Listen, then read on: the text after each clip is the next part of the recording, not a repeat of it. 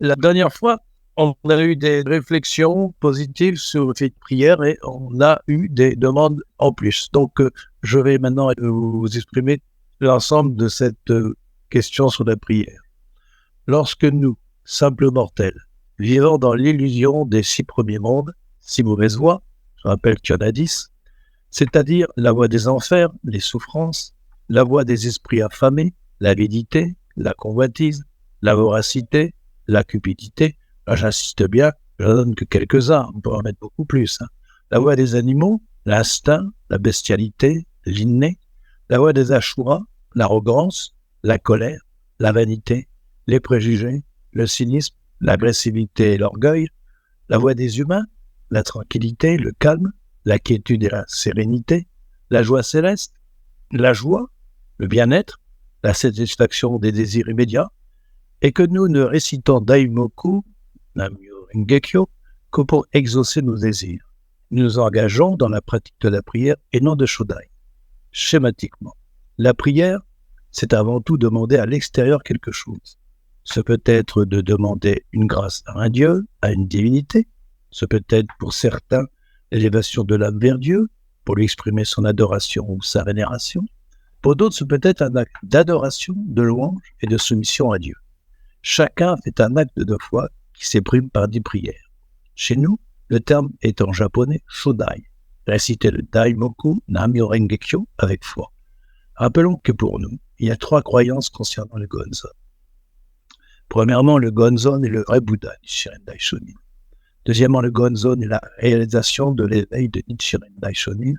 Troisièmement, le Gonzon est le seul chemin vers l'éveil pour nous, ordinaire. Gérard, pourrais-tu nous expliquer ce qu'est Shodai pour nous, pratiquants de la Nichiren Shoshu? Merci par avance.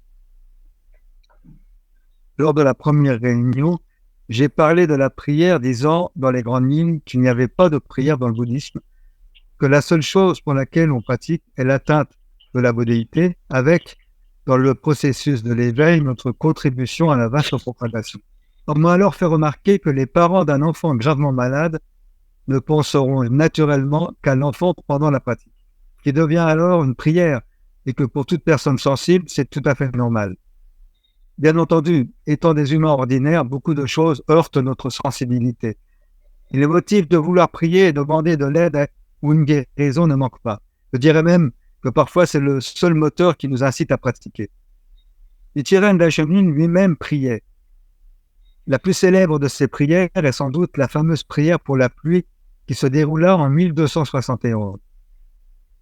Depuis le mois de mai de cette même année, la sécheresse sévissait dans tout le pays et le peuple était à l'agonie.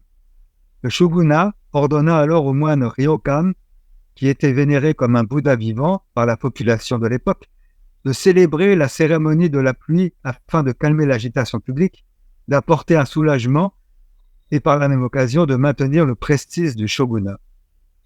En réponse, Ryokan déclara devant de nombreuses personnes: « À partir du 18 juin et pendant 7 jours, je prierai pour qu'il pleuve et je sauverai toutes les personnes sous le ciel. » Lorsque Nichiren Daishonin fut informé de cela, il dit: « C'est une petite affaire de pouvoir ou non faire pleuvoir en priant pour la pluie, mais en cette occasion, qu'il soit connu de tous que seul l'enseignement de Nichiren rend la prière possible. Il appartient aux gens d'y croire ou non. » Ryokan comptait plus de 120 disciples et des prières frénétiques commencèrent. Certains récitaient le Nembutsu, d'autres lisaient les sutras, certains même lurent le sutra du lotus. Cependant, même après 45 jours, il n'y eut aucun signe de pluie. Ils commencèrent donc à paniquer et mobilisèrent des centaines de moines du temple Taroji pour prier de toute leur force. Mais tout ce qu'ils obtinrent ne fut que de la rosée, pas une seule goutte de pluie ne tomba. Ryokan, la mort dans l'âme, dut reconnaître sa défaite. Alors, afin d'arracher le peuple à ce fléau, Nichiren Daishonin, accompagné de Nikko Shonin, se rendirent à l'étang de Tanabe-ga-ike. Là, ils entonnèrent la lecture des chapitres sacrés Hoben et Juryo avant d'entonner le Daimoku. Soudain, le ciel, auparavant si limpide, s'obscurcit de nuages porteurs de pluie. Et en un clin d'œil, une averse bienfaisante se mit à ruisseler, désaltérant la terre assoiffée. Pour Nichiren Daishonin, faire pleuvoir ne représentait pas un problème, d'autant plus que même la célèbre poétesse Izumi Shikibu, une femme connue pour la légèreté de ses mœurs, mariée à plusieurs reprises et recevant les faveurs de nombreux hommes, fit pleuvoir en récitant un poème composé de 31 mots, qui disait « Notre pays est appelé le soleil levant, il est donc logique que le soleil brille, mais on dit aussi que le ciel, la pluie, est en dessous de nous, et qu'il serait donc bon qu'il pleuve. » À ce moment-là, il a plu. Et même Norin Hoshi, un moine connu pour ne pas respecter les préceptes, aurait fait pleuvoir avec un haïku « Faites couler l'eau des fleuves célestes sur les semis et laissez-la tomber sur la terre. Si c'est un dieu qui descend du ciel et qui fait pleuvoir, alors c'est ce dieu-là. » Et il a plu. Mais comment Nichiren Daishonin priait-il? Bien entendu, il récitait Daimoku. Mais intérieurement, il ne s'adressait pas à une force extérieure en disant « S'il vous plaît, Gohonzon, faites qu'il pleuve. » D'abord, en 1271, il n'y avait pas de Gohonzon. Et de toute façon, le Gohonzon n'est pas un dieu ou un saint à qui l'on demande une faveur. Il ne s'adressait pas non plus aux divinités en les suppliant « Brahma, Indra, s'il vous plaît, que mon vœu soit exaucé. » Lorsque Nichiren Daishonin parle de prière, il emploie toujours le terme « dire ». En effet, dans la réponse à Demoiselle Kyoro, il écrit « Ce qui est à déplorer, c'est le caractère éphémère de la vie. Il faut dire fortement aux divinités qu'elles nous protègent. » Dans le traité sur la disparition des fautes par la réprimande des offenses dharma, il écrit « Quelle époque troublée que ce soit, je dis au Sutra du Lotus et au dit Raksasi de protéger chacun de vous avec une force à faire jaillir le feu d'un arbre humide ou de l'eau d'une terre asséchée. » Dans le traité sur la prière, il écrit « Si vous dites avec force le désir d'obtenir un profit particulier, pour quelle raison votre prière ne serait-elle pas exaucée ?» Ces passages établissent clairement la différence entre la prière et la récitation du Daimoku. Dire en récitant le Daimoku est absolument impossible. Pour cette raison également, il faut faire la part des choses entre la récitation du Daimoku et la prière. C'est pour cela que dans le Gongyo de la Nichiren Shoshu, l'expression de ces prières est faite en règle générale lors de la 4e assise. Il est affligeant et dommage de voir des personnes récitant uniquement un Daimoku de prière fondé sur les désirs appartenant aux 6 voies, pratique bien inférieure à la pratique originelle de la voie du Bouddha, qui est la récitation du Daimoku. Dans la réponse à Messire Matsuno, nous lisons « Les laïcs doivent réciter Nam-myoho Renge-kyo le jour, la nuit, le matin, le soir, sans avoir d'autres pensées. » Dans le traité sur la merveille de la cause originelle, il écrit « Lorsque l'on récite Nam-myoho Renge-kyo sans avoir d'autres pensées, avec une foi infrangible, le corps de l'être ordinaire est identique au corps du Bouddha. » Prêtons attention à l'expression « sans avoir d'autres pensées ». La une pensée qui n'est pas celle de la foi est une autre pensée. Si on concentre toute sa foi, les autres pensées disparaissent.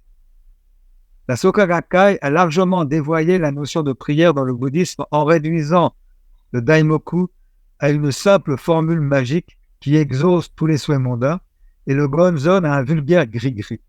La preuve en est l'expression « envoyé Daimoku » inventée de toutes pièces par Daisaku Ikeda et qui montre à quel point il était ignorant du bouddhisme.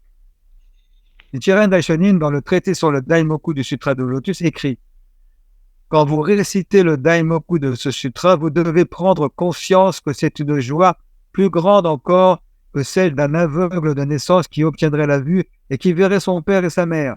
C'est aussi plus rare que de voir un homme être relâché et retrouver sa femme et ses enfants après avoir été capturés par de puissants ennemis. » Il fait bien la distinction entre les désirs mondains de guérison, etc., et le désir spirituel d'atteinte de la bodhité. Également, dans la réponse à Onyudo Toki, il écrit « La vie est limitée, nous ne devons pas l'aménager. Ce à quoi nous devons aspirer en fin de compte, c'est la terre du Bouddha. » Concrètement, en ce moment plus que jamais, alors que la guerre fait rage pratiquement partout, il est normal de souhaiter, voire de prier pour certains, pour la paix.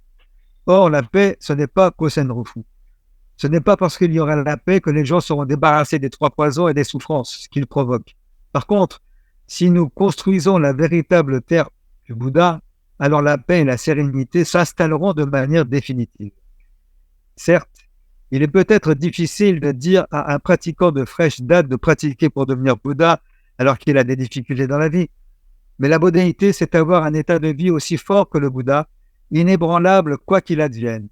Mais c'est là un des aspects de la bodhéité. Lorsqu'on affronte la maladie, la récitation du Daimoku nous apporte la force vitale apte à vaincre la maladie. Il ne s'agit pas seulement d'un moyen de faire face aux problèmes qui se posent par le biais d'une prière, mais d'une étape qui permet d'approfondir sa foi grâce à cette expérience. C'est bien sûr une attitude complètement différente de celle totalement erronée de la Soka Gakkai qui utilise la foi comme un moyen de satisfaire les désirs mondains. Il est également vrai que de nombreuses difficultés et obstacles surviennent même lorsque l'on est croyant. La question est alors de savoir comment nous réagissons à ces moments-là. Pouvons-nous progresser sans être vaincus par les problèmes? En outre, lorsque nous surmontons un problème, disons-nous simplement « Oh, c'est bien » ou sommes-nous reconnaissants envers les pouvoirs du Bouddha et du Dharma du Gonzon et pourrons-nous utiliser cette gratitude dans notre pratique personnelle et la conversion d'autrui? Cette attitude résulte d'une foi ordinaire et constante. Il est donc essentiel de continuer à effectuer fermement les gongyo et récitations de Daimoku quotidien. En fin de compte, le Daimoku que l'on récite doit être le Daimoku de la foi et non pas le Daimoku de la prière. Voilà ce que je pouvais en dire.